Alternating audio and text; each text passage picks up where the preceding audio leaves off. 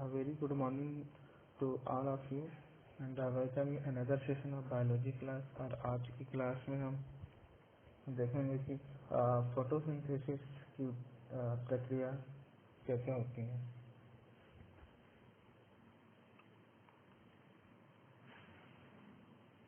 तो प्रकाश संश्लेषण जो फोटोसिंथेसिस की जो प्रक्रिया होती है, ये जो ऑटोट्रॉपिक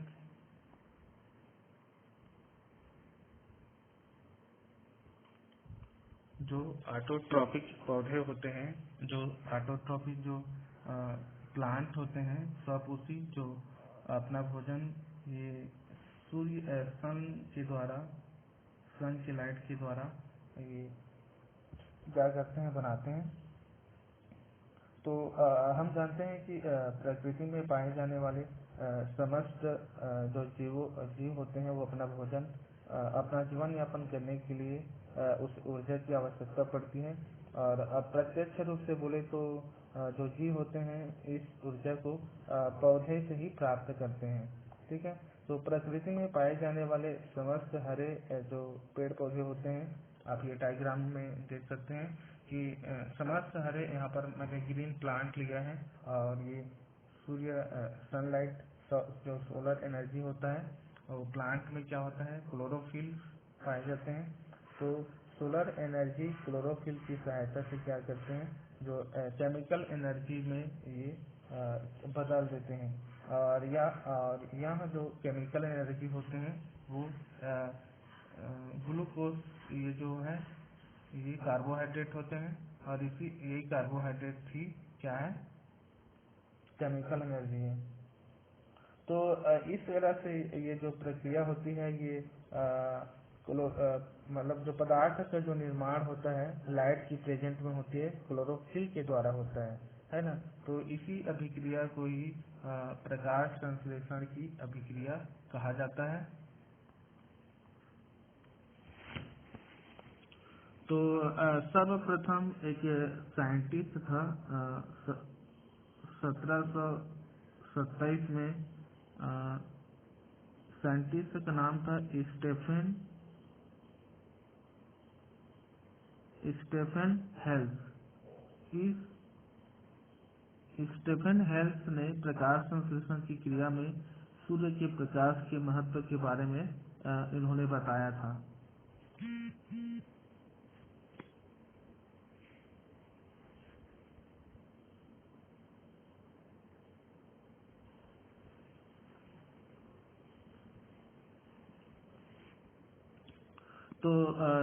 तो प्रकाश संश्लेषण की प्रक्रिया एक्चुअली एक प्रकार की एनाबॉलिक प्रक्रिया होता है। कैसे प्रक्रिया होता है, मैंने बोला कि फोटोसिंथेसिस की जो प्रक्रिया होती है वो एनाबॉलिक प्रक्रिया होती है। ठीक है। एनाबॉलिक प्रक्रिया, इसमें एक्चुअली क्या होते हैं कि इनमें छोटे छोटे जो मॉलिक्यूल होते हैं वो बड़े मॉलिक्यूल का निर्माण करते हैं। तो प्रकाश संश्लेषण वह प्रक्रिया होते हैं जो पौधे की हरी कोशिकाओं के द्वारा, ठीक है, पौधे की हरी कोशिकाओं के द्वारा यहाँ पर देखिए लाइट के प्रेजेंट में, ठीक है, ये CO2 कार्बन डाइऑक्साइड की और जल के दोनों की यूज करके यहाँ पर क्लोरोफिल, ठीक है, क्लोरोफिल की सहायता से क्या करते हैं, ये कार्बोहाइड्रेट जैसे सरल भोज्य पदार्थों का निर्माण किया जाता है। ठीक है, उसे ही कहा जाता है प्रकाश संश्लेषण की प्रक्रिया। और यहाँ पर वो क्या करते हैं, ऑक्सीजन गैस को रिमूव कर देते हैं।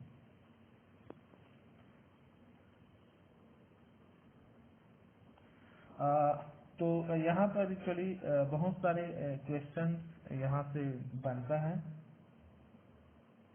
तो प्रकाश संश्लेषण की क्रिया जब ये होती है तो उस दौरान जो हरे पौधे होते हैं वो सूर्य प्रकाश की ऊर्जा होती है। मैंने बताया जो सूर्य की प्रकाश की जो ऊर्जा होती है, ये जो लाइट एनर्जी होती है, इस लाइट एनर्जी को ये केमिकल जो एनर्जी होती है उस केमिकल एनर्जी में चेंज करती है। तो यह रासायनिक ऊर्जा एक्चुअली जो ये केमिकल एनर्जी होता है, ये एक ऑर्गेनिक पदार्थ होते हैं, और इस ऑर्गेनिक पदार्थ को कहा जाता है कार्बोहाइड्रेट कहा जाता है। ये जो ग्लूकोज है इसमें कार्बोहाइड्रेट, ठीक है। और इनमें जो एक जो इनका जो मॉलिक्यूल जो बनता है, ठीक है, इस ग्लूकोज का एक जो मॉलिक्यूल बनता है वो लगभग 686 किलो कैलोरी। ये इम्पोर्टेंट है क्योंकि ये मल्टीपल चॉइस क्वेश्चन में यहाँ से पूछा जा सकता है, ठीक है। तो इस प्रकार प्रकाश संश्लेषण एक स्वयं मतलब ऑटो न्यूट्रिशन की एक प्रक्रिया होती है जिसमें हरे जो पौधे होते हैं वो क्या करते हैं, हरे पौधे अपना भोजन स्वयं बनाते हैं, ठीक है। और यहाँ पर एक क्वेश्चन इम्पोर्टेंट पॉइंट एक बता देता हूँ कि प्रकाश संश्लेषण की जो प्रकाश संश्लेषण की जो प्रक्रिया जो होती है वो लगभग 90%, ठीक है, 90% जो फोटोसिंथेसिस की जो प्रक्रिया होती है ये फ्रेश जो वाटर होते हैं और जो मरीन वाटर होते हैं, ठीक है, मरीन वाटर में पाए जाने वाले जो प्लांट्स होते हैं एल्गी, उनमें सबसे ज्यादा होती है। हाइड्रिला जो बोल सकते हैं एक एल्गी होता है, उनमें ये सबसे ज्यादा ये प्रक्रिया होती है।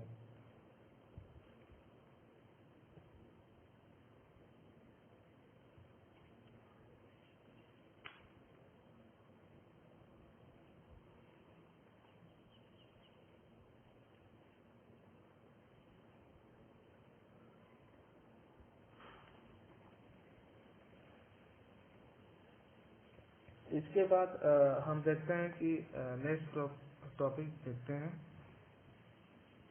यहाँ पर नेक्स्ट टॉपिक में देखते हैं कि रिक्वायरमेंट्स ऑफ फोटोसिंथेसिस।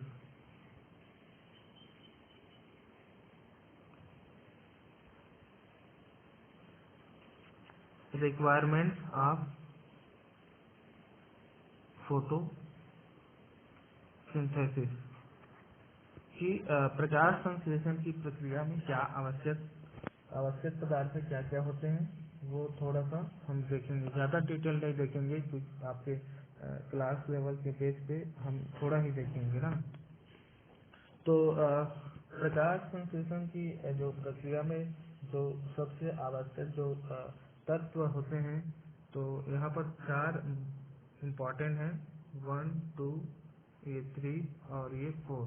तो पहले में सबसे ज्यादा इम्पोर्टेंट होता है carbon dioxide CO2, second number में H2O वाटर, और थर्ड नंबर में आपको प्राप्त होता है इम्पोर्टेंट होता है वो होता है लाइट, ठीक है, और फोर्थ नंबर में क्लोरोफिल, ठीक है। ये 4 इम्पोर्टेंट केमिकल रिक्वायरमेंट्स है ये।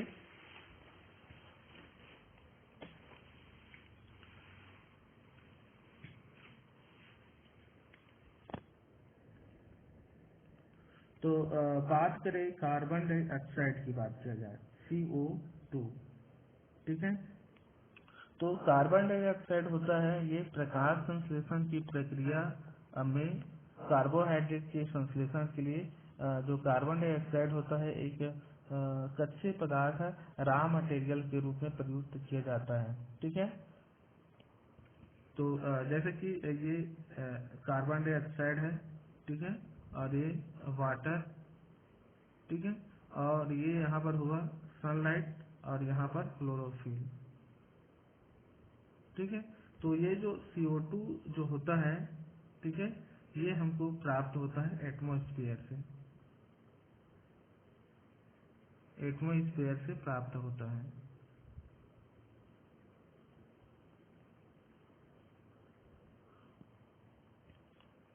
ठीक है। तो ये जो स्थल पर पाए जाने वाले जो पौधे होते हैं वो इसे वायुमंडल से प्राप्त करते हैं। मैंने एक बार और कुछ एक क्लास ले रहा था उसमें मैंने बताया भी था कि जो लैंड जो प्लांट होते हैं, ठीक है, जो लैंड प्लांट होते हैं वो जो फोटोसिंथेसिस की प्रक्रिया जो करते हैं तो CO2 को वो कहाँ से प्राप्त करते हैं, एटमॉस्फेयर से प्राप्त करते हैं, ठीक है।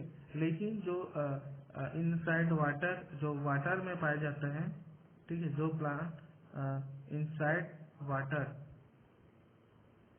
ठीक है। जो पानी में पाए जाने वाले जो पौधे होते हैं वो वाटर जो होता है H2O, इस वाटर में CO2 घुला हुआ रहता है, डिजॉल्व फॉर्म में रहता है, उससे वो CO2 प्राप्त करता है।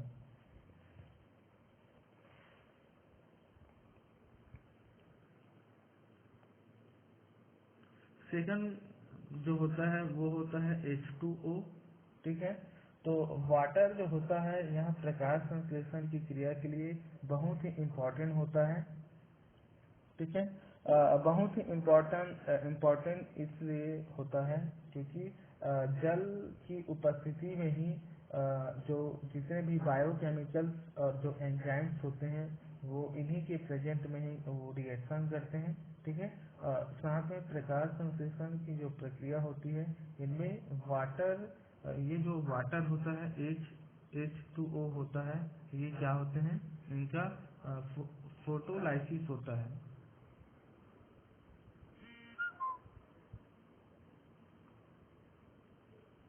ठीक है। क्या होता है, फोटोलाइसिस होता है। ठीक है। मतलब इसमें इनका जल का अपघटन होता है। ठीक है। तो जैसे कि ये H2O है। ठीक है।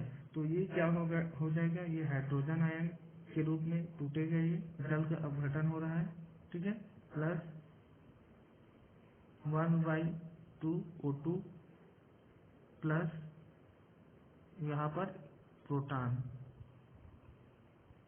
ठीक है। तो यहाँ पर जो फोटोलाइसिस की जो प्रक्रिया हो रही है तो इसमें जो ये जो फ्री हुए हैं इलेक्ट्रॉन ये फ्री होता है, और यहाँ पर प्रोटॉन, ये प्रोटॉन है, हाइड्रोजन आयन प्रोटॉन।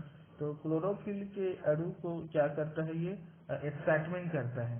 यही क्या करेगा, क्लोरोफिल के अणु को ये एक्साइटमेंट करने का कार्य करते हैं।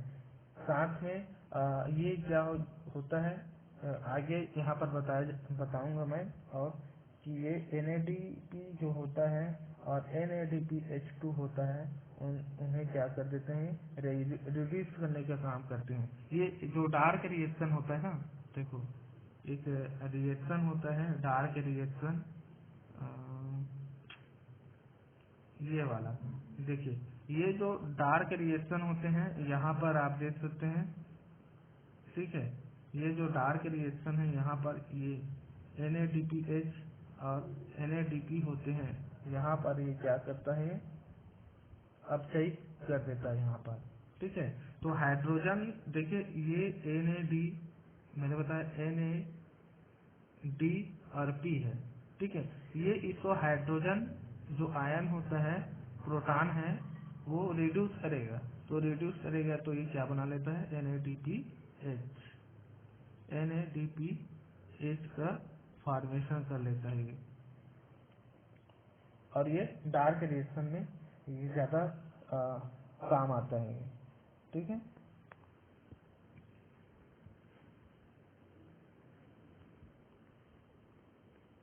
तीसरा नंबर पे जो हमारे लिए सबसे ज्यादा जो इम्पोर्टेंट है फोटोसिंथेसिस की प्रक्रिया के लिए, तो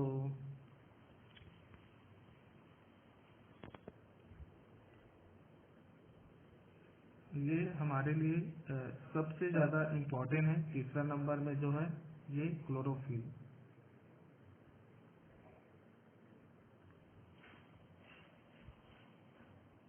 ठीक है।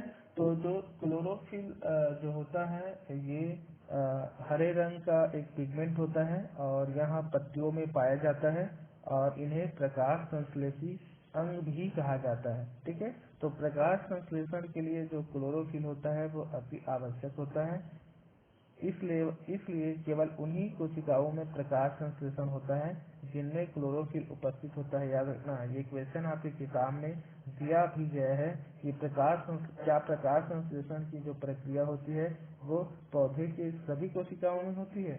तो याद रखना कि प्रकाश संश्लेषण की जो प्रक्रिया जो होती है, ठीक है, तो प्रकाश संश्लेषण की जो प्रक्रिया जो होती है वो उन्हीं कोशिकाओं में होती है। ठीक है। उन्हीं कोशिकाओं में होती है जहाँ पर क्लोरोफिल उपस्थित होता है, और क्लोरोफिल में ही क्या होती है, सोलर एनर्जी के माध्यम से ही वो जो शुगर होता है उसे केमिकल एनर्जी के रूप में उसको तोड़ने में हेल्प करता है। ठीक है, इसीलिए जो क्लोरोफिल होता है एक ऐसा पिगमेंट होता है जो सोलर एनर्जी को क्या करता है, एब्जॉर्ब करने का कार्य करता है। ठीक है, और ये मैंने क्या बोला, प्रकाश जो फोटो एनर्जी होता है उसे ये केमिकल जो एनर्जी होता है उसमें चेंज करते हैं। ठीक है, और याद रखना कि ये कहाँ पे होते हैं, ग्रेना में होता है। ठीक है, ये ग्रेना होता है और एक होता है स्ट्रोमा। स्ट्रोमा और ग्रेना दो होता है यहाँ पर।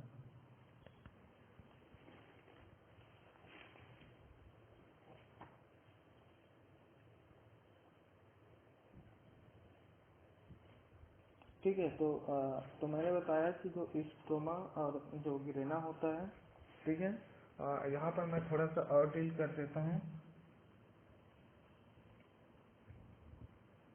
कि यदि ये डायग्राम जो दिख रहा है, ठीक है, और इस डायग्राम, एक मिनट,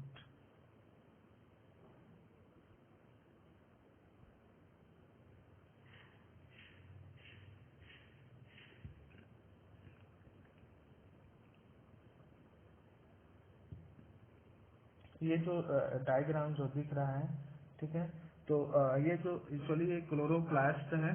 ठीक है, तो क्लोरोप्लास्ट में एक्चुअली आप देख सकते हैं ये एक इसकी जो इनमें जो मेम्ब्रेन पाई जाती है, ठीक है, वो कैसी होती है, डबल मेम्ब्रेन होती है, दोहरी झिल्ली से ये घिरी हुई होती है।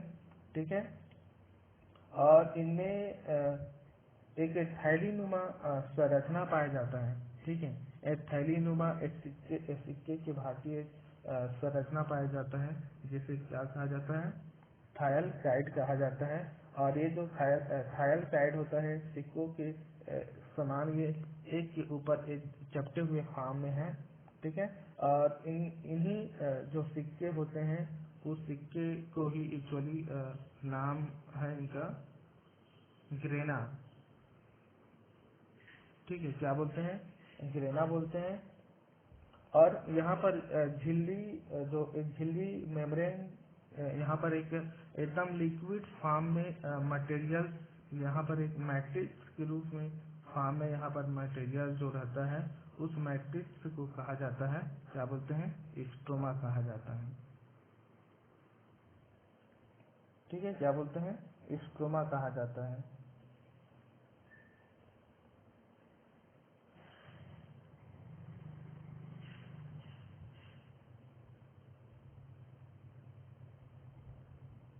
ठीक है, तो यहाँ पर दो इम्पोर्टेंट पॉइंट याद रखना कि जो प्रकाश संश्लेषण की प्रक्रिया में जो दो प्रकार की जो रिएक्शन होती है, एक होता है लाइट रिएक्शन। ठीक है, तो जो लाइट रिएक्शन होती है वो ग्रेना में होती है, और जो डार्क रिएक्शन जो होता है वो स्ट्रोमा के अंदर में होता है। ठीक, क्लियर। तो कार्बन डाइऑक्साइड हो गया और वाटर हो गया और साथ में एक होगा क्लोरोफिल। और नेक्स्ट जो हमारे लिए इम्पोर्टेंट होता है वो होता है लाइट। ठीक है, लाइट इम्पोर्टेंट है हमारे लिए, क्योंकि प्रकाश संश्लेषण की प्रक्रिया जो होती है वो एक विजिबल जो लाइट होती है। ठीक है, विजिबल लाइट जो दृश्य प्रकाश कहा जाता है, तो ये विजिबल लाइट के प्रेजेंट में ही होता है। प्रकाश संश्लेषण हमेशा प्रकाश के प्रेजेंट में होती है। ठीक है, तो यहाँ पर प्रकाश का जो यूज एक्चुअली जो किया जाता है वो एक रिड्यूसिंग पावर, अपचायक पावर के रूप में होता है, और ये एटीपी के निर्माण के लिए किया जाता है। ठीक है, याद रखना कि जब प्रकाश का जो यूज होता है वो एक रिड्यूसिंग पावर के लिए किया जाता है। ठीक है, रिड्यूसिंग पावर के लिए किया जाता है। और सेकंड इनका जो यूज होता है वो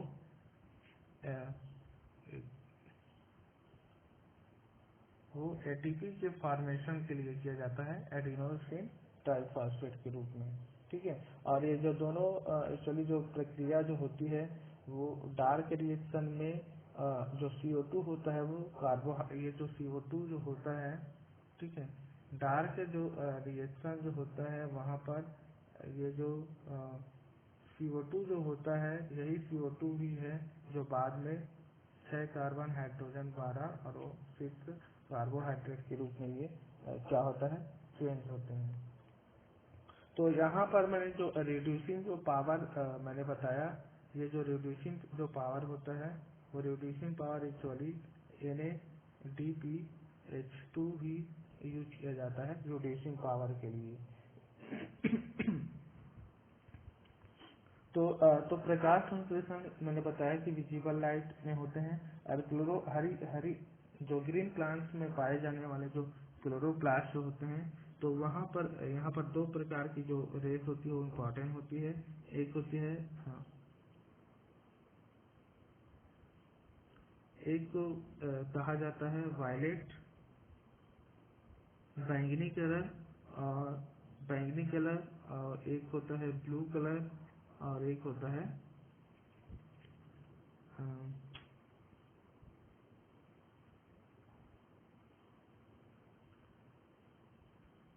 रेड कलर। तो इन तीनों कलर को, रंगों को ग्रहण कर सकता है। और कुछ और लाइट होते हैं जो आर्टिफिशियल लाइट, टॉर्च वगैरह का यूज करके वहाँ पर संपन्न कर सकते हैं। तो प्रकाश संश्लेषण की जो प्रक्रिया जो प्रोसेस होती है वो बैंगनी जो रंग होता है, ये जो बैंगनी, ठीक है, तो प्रकाश संश्लेषण की जो प्रक्रिया होती है ये बैंगनी रंग में मिनिमम होती है, ठीक है, मिनिमम एकदम कम होती है। लेकिन जो रेड कलर होता है, इस रेड कलर में सबसे ज्यादा होती है, मैक्सिमम होती है। यहाँ पर याद रखना, ये मैक्सिमम होता है और ये मिनिमम होता है। सर्वाधिक रेड कलर में होता है ये जो प्रक्रिया है।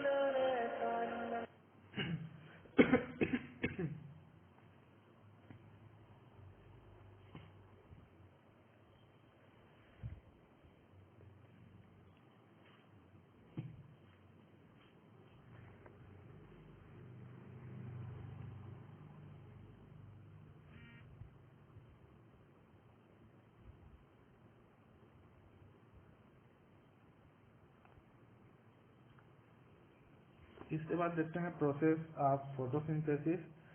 तो प्रकाश संश्लेषण की जो प्रक्रिया जो होता है, ये एक प्रकार से देखा जाए तो एक जटिल एकदम कॉम्प्लेक्स प्रोसेस होता है। और ये एक बायोकेमिकल प्रोसेस यूज किया जाता है, इसलिए बायोकेमिकल, ठीक है, कैसा प्रोसेस होता है, बायोकेमिकल प्रोसेस होता है। जिनमें वाटर जो वाटर जो होता है, उस वाटर के जो अणु होते हैं, ठीक है, ये जो H2O होते हैं, इनका जो अणु होता है, इस अणु का क्या होता है, ऑक्सीडेशन होता है, ठीक है। कैसा होता है, ऑक्सीडेशन होता है। और ऑक्सीडेशन होने पर ये O2 जो ऑक्सीजन जो गैस होता है, ठीक है, ये जो ऑक्सीजन जो गैस होता है ये निर्गत होते हैं, और ये हाइड्रोजन आयन के रूप में ये टूटता है, ठीक है, और यहाँ पर इलेक्ट्रॉन के फॉर्म में। तो ऑक्सीडेशन होने पर ऑक्सीजन जो गैस होते हैं वो इनपुट हो जाता है वो, ठीक है, एवं साथ में ये जो कार्बन डाइऑक्साइड होता है, ये जो CO2 होता है, इस CO2 का क्या हो जाता है, रिडक्शन हो जाता है, ठीक है, क्या हो जाता है, रिडक्शन हो जाएगा ये, ठीक है। तो रिडक्शन जब होगा यहाँ पर, तो ये क्या करते हैं, मतलब रिडक्शन हो गया और उसका ऑक्सीडेशन, मतलब बोल सकते हैं कि जो प्रकाश संश्लेषण की जो प्रक्रिया होता है वो एक प्रकार से ऑक्सीडेशन और साथ में रिडक्शन का प्रोसेस होता है, ठीक है। तभी ये दोनों प्रोसेस एक साथ होता है, कब ये CO2 और ये जो वाटर जो होता है, ये दोनों कब यहाँ पर जाके एक कार्बोहाइड्रेट का फॉर्मेशन करता है, ठीक है, और साथ में वाटर का निर्माण होगा, और ये जो ऑक्सीजन होता है वो यहाँ पर क्या हो जाता है, निर्गत हो जाता है इनपुट के रूप में, ठीक है।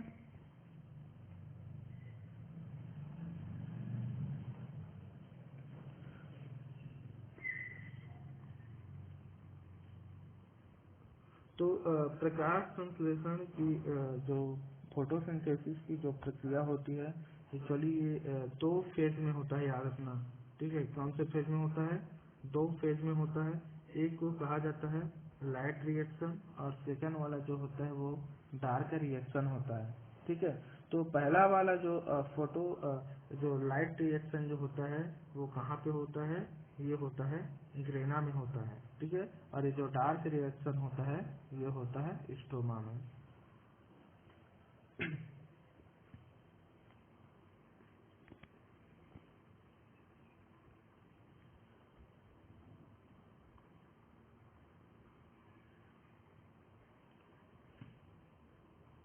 तो पहला वाला प्रक्रिया देखते हैं। पहला वाला ये जो प्रक्रिया है ये एक फोटोकेमिकल रिएक्शन कहा जाता है, ठीक है। क्या बोलते हैं, फोटोकेमिकल रिएक्शन कहा जाता है, क्योंकि ये प्रकाश के लिए बहुत ही अनिवार्य होता है, ठीक है। क्योंकि यहाँ पर देखिए लिखा भी गया है लाइट डिपेंडेंट रिएक्शन, ठीक है। तो इसके लिए प्रकाश बहुत ही अनिवार्य होता है। और यहाँ जो प्रक्रिया होता है मैंने बताया क्लोरोफिल के किस में होता है, ग्रेना में ये प्रक्रिया होता है, ग्रेना में होता है, ठीक है। और यहाँ पर देखिए, ये देखिए यहाँ पर ये सनलाइट है, सनलाइट सूर्य के प्रकाश की जो एनर्जी होता है वो क्लोरोफिल, ठीक है। ये जो क्लोरोफिल, ये देखिए यहाँ पर थैलेसाइड मेम्ब्रेन लिखा है, ये मेम्ब्रेन होता है थैलेसाइड। और ये वाला जो होता है, ये वाला जो पार्ट जो होता है ये ग्रेना वाला पार्ट है, ठीक है। तो ये क्या करते हैं, क्लोरोफिल के जो मॉलिक्यूल होते हैं उनको एक्टिवेट करते हैं, और एक्टिवेट करने के बाद वो इलेक्ट्रॉन, इनका जो इलेक्ट्रॉन जो होता है, इसलिए यहाँ पर बोला जाता है इलेक्ट्रॉन ट्रांसपोर्ट चेन कहा जाता है। ये इनको क्या कर देता है, इलेक्ट्रॉन को बाहर कर देता है, ठीक है। और जो एक्टिव जो क्लोरोफिल होता है वो क्या करता है, जल के जो अणु होता है, ठीक है, जो वाटर मॉलिक्यूल होते हैं उनको तोड़ देता है। और तोड़, देखिए कैसे तोड़ेगा, क्योंकि वाटर मॉलिक्यूल को जब वो तोड़ेगा वाटर, ठीक है, यहाँ पर डायग्राम में आप देख भी सकते हैं, ये जो वाटर होते हैं इस वाटर को तोड़ेगा तब यहाँ पर ऑक्सीजन प्राप्त होगा, ठीक है। ये देखिए जैसे कि मैंने क्या बोला कि क्लोरोफिल के प्रेजेंट, मतलब एक्टिव क्लोरोफिल के प्रेजेंट में जो ऊर्जा हमको प्राप्त होता है, तो ये जो H2O होता है इसको क्या कर देते हैं, तोड़ देता है, ठीक है। तो इसको जब तोड़ता है, ठीक है, तो ये इस फॉर्म में टूटेगा, हाइड्रोजन जो आयन होता है और साथ में हाइड्रॉक्सिल फॉर्म में, ठीक है। तो यहाँ पर 4 4 8, ठीक है, तो ये 4 हो गया, ठीक है। तो और साथ में ये जो हाइड्रॉक्सिल जो आयन होते हैं, इस हाइड्रॉक्सिल आयन फिर इसको कन्वर्ट हो जाएगा ये H2O के फॉर्म में प्लस 1/2 O2 के फॉर्म में, ठीक है। तो इस तरह से यहाँ पर हमको क्या प्राप्त होते हैं, ऑक्सीजन, और यहाँ पर हाइड्रोजन हमको प्राप्त हो जाता है, ठीक है। अब आगे देखिए, जब हाइड्रोजन और ऑक्सीजन जब हमको ये प्राप्त हुआ, ठीक है, हाइड्रोजन और ऑक्सीजन जब हमको ये प्राप्त हुआ, तो जो एक्साइटमेंट जो इलेक्ट्रॉन होते हैं, ठीक है, इसीलिए यहाँ पर कहा जाता है इलेक्ट्रॉन ट्रांसपोर्ट चेन। यहाँ पर इलेक्ट्रॉन जो होता है वो क्या हो जाते हैं, स्थानांतरण हो जाते हैं, और ऊर्जा वहाँ पर फ्री हो जाता है, ठीक है। तो वहाँ पर ऊर्जा जो फ्री होता है आपको मालूम है वो एटीपी के फॉर्म में होता है, एडिनोसिन ट्राइफॉस्फेट, ये एडिनोसिन ट्राइफॉस्फेट के रूप में। तो वहाँ पर जो फ्री हुए जो एनर्जी होता है वो इस एटीपी, ये जो एडिनोसिन डाइफॉस्फेट के अणुओं में एक फॉस्फेट वहाँ पे जुड़ जाता है और वो क्या हो जाता है, एटीपी के फॉर्म में यहाँ पर वो स्टोरेज हो जाता है। ठीक है, क्या हो जाता है, स्टोरेज हो जाता है।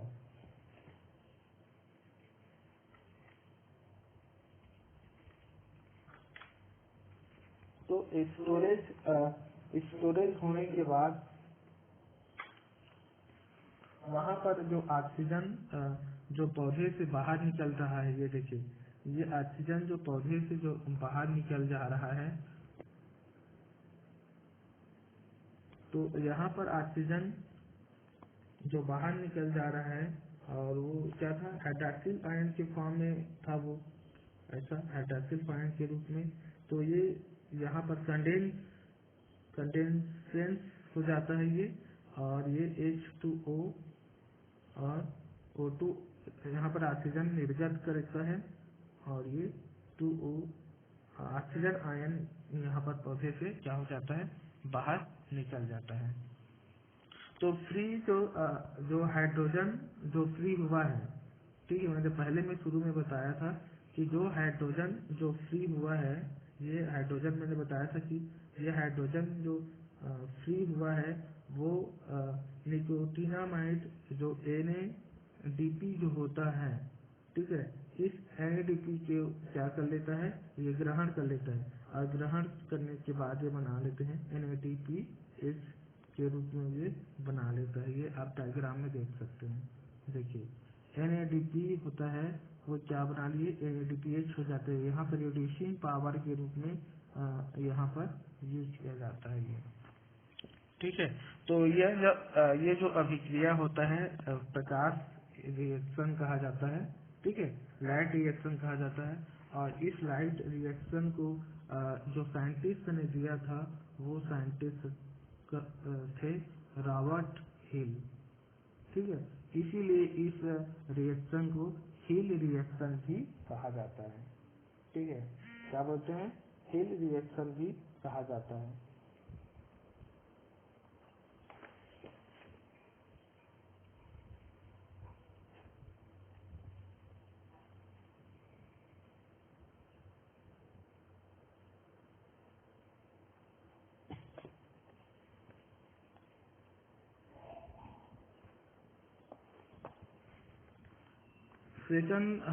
सेकंड प्रक्रिया है, सेकंड वाला देखते हैं।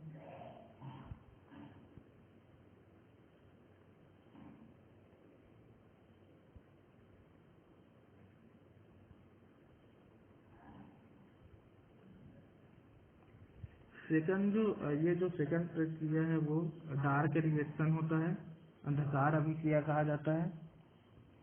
ठीक है, और इस अभिक्रिया को ब्लैकमेन नामक साइंटिस्ट ने दिया था। ठीक है, क्या नाम है साइंटिस्ट का, ब्लैकमैन। ठीक है, इसलिए इसको ब्लैकमैन रिएक्शन भी कहा जाता है। ठीक है, और इस अभिक्रिया में क्या होते हैं, जो प्रकाश फोटो हमने देखा कि लाइट रिएक्शन जब हो रहा था तो लाइट रिएक्शन की अभिक्रिया में क्या बना था, ये बना था NADPH। ठीक है, यहाँ पर थोड़ा सा डिस्क्रिप्शन कर देता हूँ। तो ये जो लाइट जो रिएक्शन होता है, इस लाइट रिएक्शन में क्या बना था, NADPH2 ये बना था।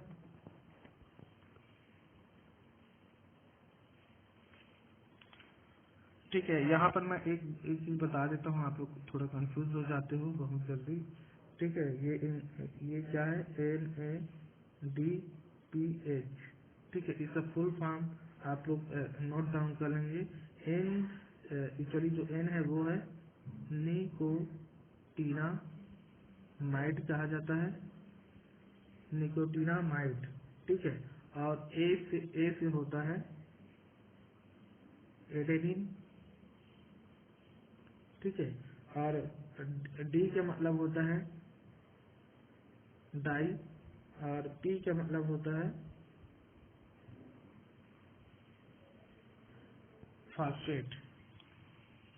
ठीक है, तो यहाँ पर डाइन्यूक्लियोटाइड कहा जाता है इसको, डाइन्यूक्लियोटाइड।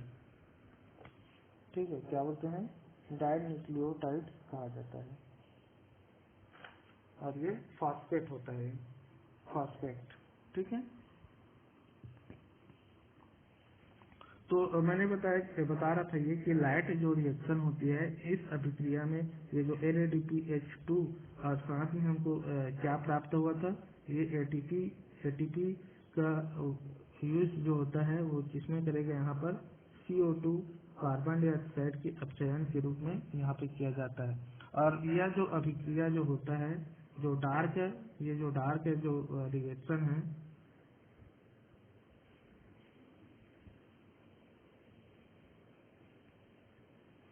ठीक है, ये जो डार्क जो रिएक्शन होता है ये कहाँ पे हो रहा है, स्ट्रोमा में हो रहा है ये।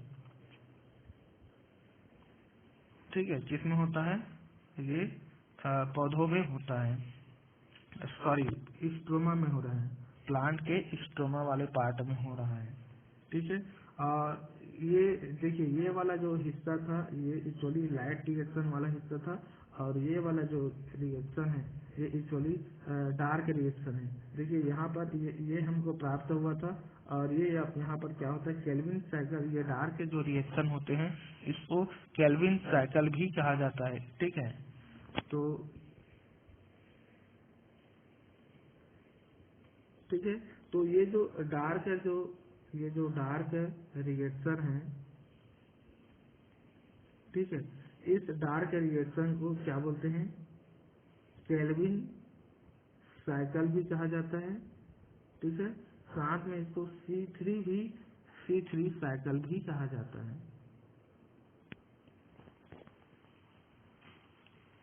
ठीक है, तो यहाँ पर C3 कहने का मतलब ये है कि 3 कार्बन कंपाउंड, ठीक है, क्या बोलते हैं, 3 कार्बन कंपाउंड वाले साइकिल कहा जाता है।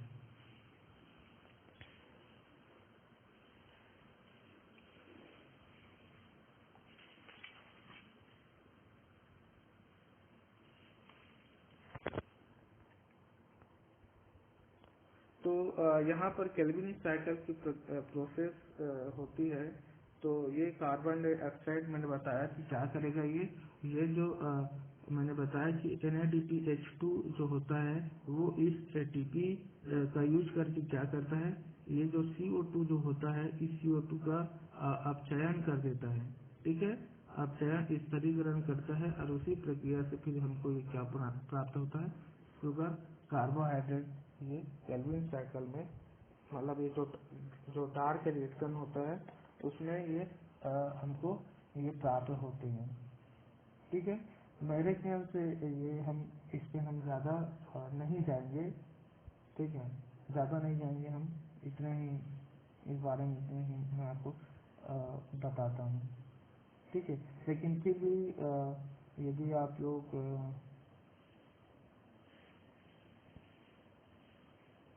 ठीक है, इसके बारे में बस इतना ही, ज़्यादा नहीं, बस इतना ही है कि जो डार्क रिएक्शन होते हैं वो स्ट्रोमा में होता है। ठीक है, लाइट रिएक्शन से बने हुए जो NADPH2 है वो ATP का यूज करके ये कार्बन डाइऑक्साइड का क्या कर देता है, रिडक्शन कर देता है, फिक्सेशन बोल सकते हो, और ये स्ट्रोमा में होता है। और यहाँ पर जो पौधे में पाए जाने वाले जो कार्बन का जो लगभग ना CO2 से प्राप्त किया जाता है, 90% कार्बन जो कभी तो इसमें कार्बन C3 साइकिल कहा जाता है इसको।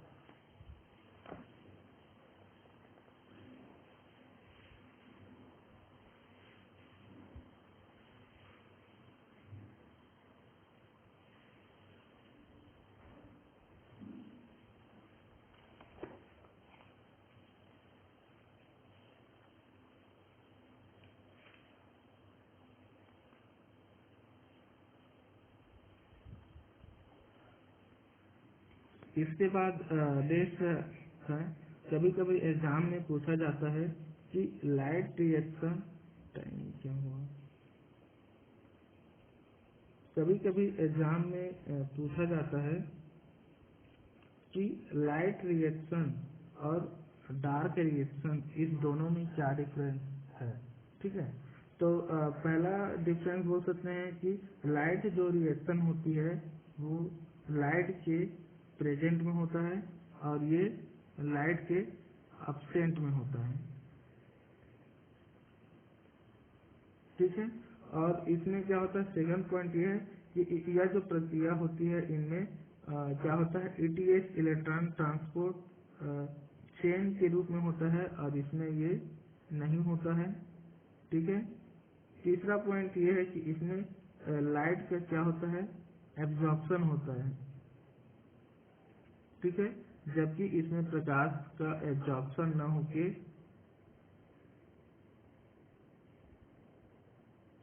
मतलब इसमें ये नहीं होता है। ठीक है, प्रकाश का एब्जॉर्प्शन इसमें बिल्कुल नहीं होता है। ठीक है, चौथा डिफरेंस कि ये ग्रेना में होता है। ठीक है, और ये इसमें होता है, स्ट्रोमा में होता है। पांचवा डिफरेंस ये है कि इनमें H2O जो होता है वाटर का क्या होता है, इस वाटर का विघटन हो जाता है, टूट जाता है और यहाँ पर O2 मिलता है। ठीक है, जबकि इस वाली प्रक्रिया में क्या होता है, यहाँ पर CO2 का होता है और CO2 का होने के बाद यहाँ पर कार्बोहाइड्रेट का रूप प्राप्त होता है यहाँ पर। ठीक है, एक हो गया ना। हाँ, एक डिफरेंस और बता देता हूँ। एक जो और डिफरेंस होता है इस क्रिया में क्या होता है, डार्क लाइट वाले में ATP जो था, इस क्रिया में ATP और साथ में ये जो NADPH2 होता है, इनका क्या होता है, संश्लेषण होता है। ठीक है, जबकि जो डार्क रिएक्शन होते हैं उनमें इनका संश्लेषण नहीं होता है बल्कि इसका यूज किया जाता है, उपयोग किया जाता है और इसी यूज करने के बाद ये CO2 का निर्माण होता है। ये मैंने बताया था आपको, ये वाले डायग्राम में ये वाले जो डायग्राम है वहां पर मैंने बताया था, देखिए ये वाले में। ठीक है,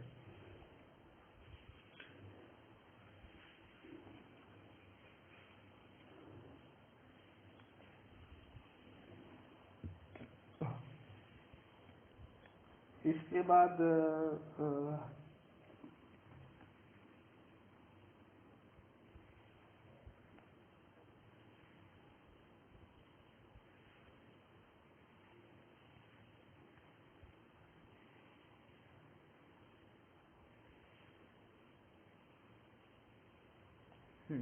तो इसके बाद हम ये देखते हैं कि प्रकाश संश्लेषण की दर को प्रभावित करने वाले कारक फैक्टर्स कौन कौन होते हैं।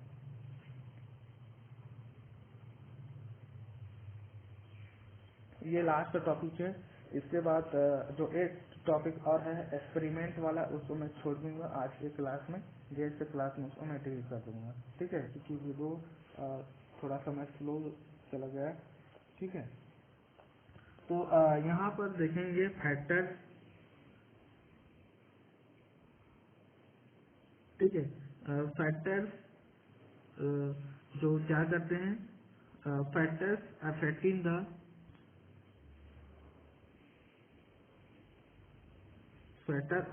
द रेट ऑफ फोटोसिंथेसिस, कि ये प्रकाश संश्लेषण की दर को किस तरह से प्रभावित करते हैं।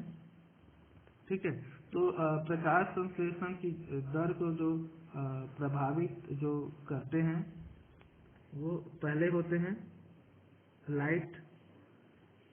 ठीक है, सेकंड नंबर में होता है टेम्परेचर, तापमान बोल सकते हैं। ठीक है, और थर्ड नंबर में होता है CO2 कार्बन डाइऑक्साइड, और फोर्थ नंबर में होता है वाटर H2O, और पांचवा नंबर में होता है O2 ऑक्सीजन। ठीक है, तो इससे थोड़ा सा मैं थोड़ा डील करूंगा, ज्यादा नहीं। ठीक है, तो पहले देखते हैं लाइट पहले देखते हैं। तो जो लाइट जो होता है, प्रकाश जो होता है, तो मैंने बताया था कि जो सूर्य का जो प्रकाश होता है वो प्रकाश संश्लेषण के लिए बहुत ही इम्पोर्टेंट होता है। और ये प्रकाश की जो तीव्रता की होती है वो बढ़ने पर प्लांट के द्वारा प्रकाश को ग्रहण करने में उनकी वृद्धि करता है। ठीक है, और मैंने ये भी बताया था कि जो नीला और जो लाल प्रकाश होता है, ठीक है, मैंने 3 यहाँ पर लिखा था, एक बताया था मैंने वायलेट, ठीक है, एक था ब्लू और तीसरा नंबर में था रेड।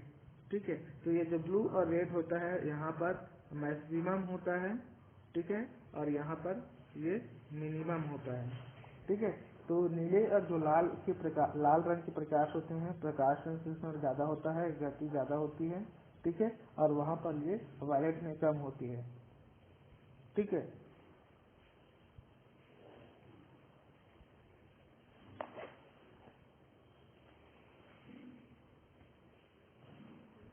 कभी कभी ये पूछा जाता है क्योंकि प्लांट के द्वारा आपको पता होगा कि प्लांट से हमको ये प्रोटीन प्राप्त होती है। ठीक है, साथ में क्या प्राप्त होता है, कार्बोहाइड्रेट, मतलब ये इनका निर्माण भी होता है ना। तो जो श्वेत जो होता है, वाइट जो लाइट होता है, उनके संश्लेषण, ये प्रोटीन का संश्लेषण होता है। ठीक है, जबकि कार्बोहाइड्रेट का जो निर्माण होता है वो रेड लाइट के द्वारा होता है। ठीक है, हाँ, और एक बात और याद रखना, ठीक है, यहाँ पर इम्पोर्टेंट है, ये जो ग्रीन जो लाइट होता है, ठीक है, जो हरा प्रकाश होता है, ये जो हरे रंग का प्रकाश होता है वो क्या होते हैं, एब्जॉर्ब नहीं होता है। ठीक है, लाइट का एब्जॉर्ब नहीं होता है। ठीक है,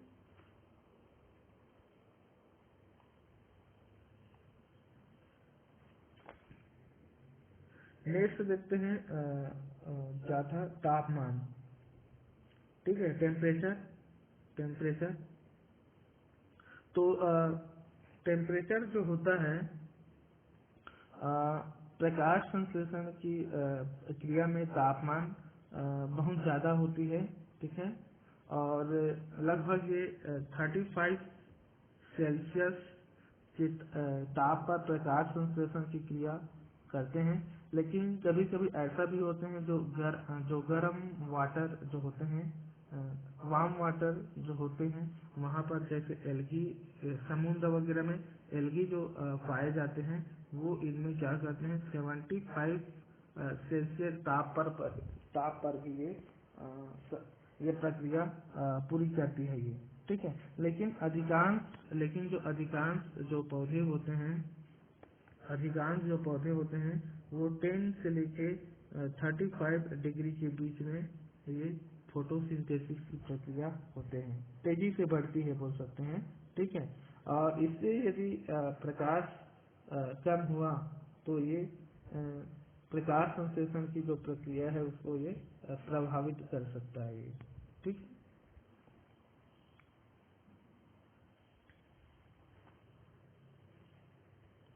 नेक्स्ट है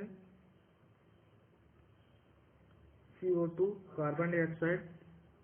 तो कार्बन डाइऑक्साइड जो होता है, एक निश्चित लेवल पर कार्बन डाइऑक्साइड की मात्रा बढ़ने पर प्रकाश संश्लेषण की जो दर होती है वो बढ़ती जाती है। लेकिन यदि इसके बाद भी यदि CO2 की मात्रा बढ़ने पर इसका प्रकाश संश्लेषण की दर पर चलो ज्यादा ये प्रभावित नहीं होती है, क्योंकि हम जानते हैं कि जो वातावरण में CO2 की जो सांद्रता जो होती है वो 0.03% होता है। ठीक है, तो वातावरण में जैसे जैसे CO2 की जो कॉन्सेंट्रेशन वृद्धि करता है, वैसे वैसे प्रकाश संश्लेषण की जो दर होती है उनमें भी वृद्धि होती है। ठीक है, और प्रकाश संश्लेषण की दर में वृद्धि CO2 की 1% सांद्रता तक की होती है, इससे ज्यादा नहीं होती है। ठीक है, और यदि ये इससे ज्यादा हुआ तो ये पौधे के लिए टॉक्सिक हो सकता है ये। ठीक है, याद रखना ज्यादा होने पर। ठीक है, और कौन सा बच गया,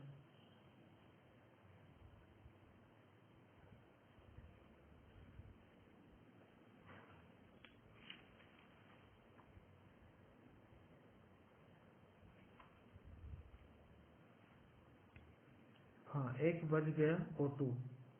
ठीक है, ऑक्सीजन। तो ऑक्सीजन की सांद्रता में वृद्धि होने की वजह से भी, ऑक्सीजन की कॉन्सेंट्रेशन में वृद्धि होने पर जो लाइट होता है, लाइट मतलब प्रकाश संश्लेषण की क्रिया को यह प्रभावित कर सकता है। प्रकाश संश्लेषण की क्रिया में एक्चुअली यहाँ पर एक एंजाइम का यूज किया जाता है। उस एंजाइम को कहा जाता है कार्बोक्सिलेज एंजाइम। ठीक है, तो ये इसके लिए थोड़ा सा नुकसान हो सकता है। ठीक है, क्योंकि ऑक्सीजन की अधिकता होने पर ही ये जो कार्बोक्सिलिक एंजाइम यहाँ पर कम्पिटिटिव इनहिबिटर के रूप में यह कार्य करता है। ठीक है, तो ये जो ऑक्सीजन जो होता है, ये जो 3 कार्बन वाले जो C3 जो मैं बता रहा था कि C3 साइकिल जिस पौधे में होता है, ठीक है, उसे C3 प्लांट भी कहा जाता है।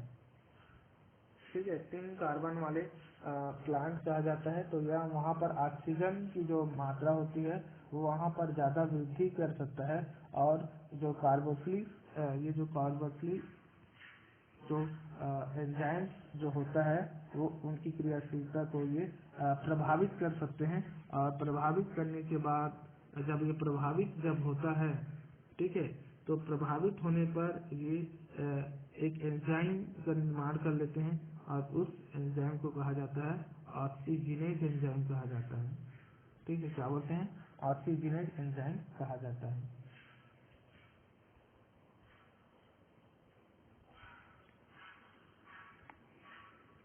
ठीक है, बाकी नेक्स्ट क्लास में मैं बताऊंगा, जो भी क्योंकि क्लास ज़्यादा लंबा हो गया। ठीक है, यहाँ पर एक पॉइंट और कुछ बताना चाहता हूँ, बस 2 मिनट। ठीक है, तो यहाँ पर एग्जाम में कभी कभी पूछा जाता है कंफ्यूजन C2, C3 और C4 वाले पौधे। एक्चुअली कार्बन C का मतलब कार्बन ही होता है, याद रखना। ठीक है, तो C2 वाले यहाँ पर जो प्लांट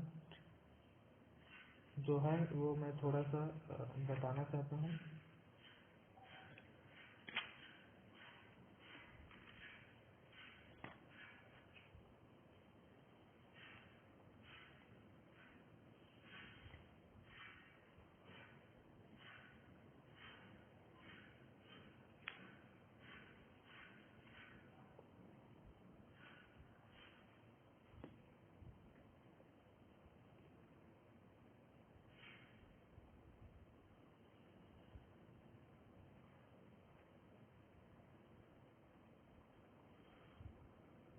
तो यहाँ पर जो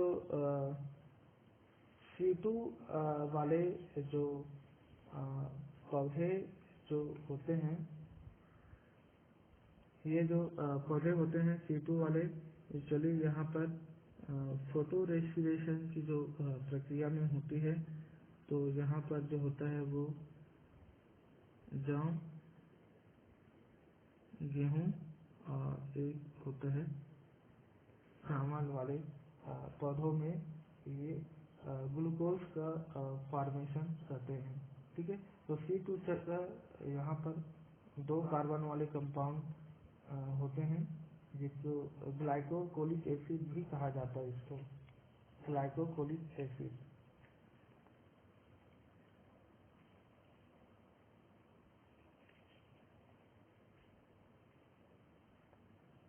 और 4 कार्बन वाले जो पौधे जो होते हैं वो एक्चुअली जो नागफनी वगैरह जो होते हैं ना, वहाँ पर ये सबसे ज़्यादा पाया जाता है।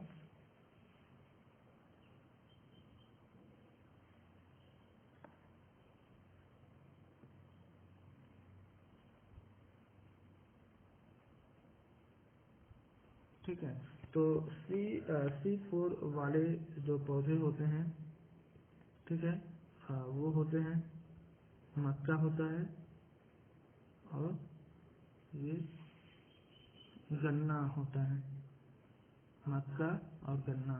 साथ में और बहुत सारे होते हैं, घास वगैरह जो भी होता है वो भी इसी में आता है, C4 वाले में ही आता है। बहुत सारे और पौधे होते हैं, ठीक है, लेकिन इम्पोर्टेंट यही है, 1 2 3, ठीक है। इससे ज़्यादा मत, जितना जरूरी है उतना ही आगे रखें,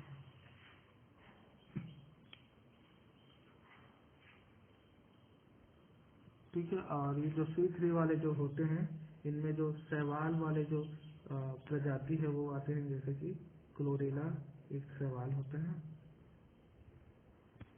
उस शैवाल वाले पौधों में ये सबसे ज़्यादा होते हैं।